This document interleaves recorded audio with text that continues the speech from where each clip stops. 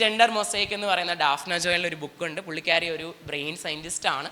അപ്പോൾ പുള്ളിക്കാരി നടത്തിയ സ്റ്റഡീസിലൂടെ പറയുന്നത് 100 കുട്ടികളെ എടുത്തു കഴിഞ്ഞാൽ ഒരു കുട്ടി, അല്ലെങ്കിൽ കുട്ടിയെ നമുക്ക് മെയിലെന്നോ ഫീമെയിലെന്നോ കുട്ടിയുടെ ബയോളജിക്കൽ ക്യാരക്ടേഴ്സ് വെച്ച് തരംതിരിക്കാൻ പറ്റില്ല. അപ്പോൾ കുട്ടിയുടെ ബയോളജിക്കലി ജൈവികമായി കാണുന്ന ലൈംഗിക അവയവങ്ങളോ ബാഹ്യ ലൈംഗിക അവയവങ്ങളോ എക്സ്റ്റേണൽ ജെനിറ്റാലിയോ അല്ലെങ്കിൽ ഇൻറ്റേർണൽ ജെനിറ്റാലിയോ ആന്തരിക അവയവം വെച്ചൊന്നും ഒരു കുട്ടി ആണാണോ പെണ്ണാണോ എന്ന് പറയാൻ പറ്റില്ല.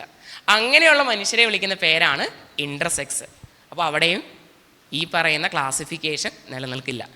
ഇനി ഇങ്ങനെയൊക്കെ ആണെങ്കിൽ തന്നെയും കുട്ടി ജനിക്കുമ്പോൾ നമ്മൾ ഒരു കളം വരച്ചിട്ട് പറയും ആൺകുട്ടിയാണ് പെൺകുട്ടിയാണ്.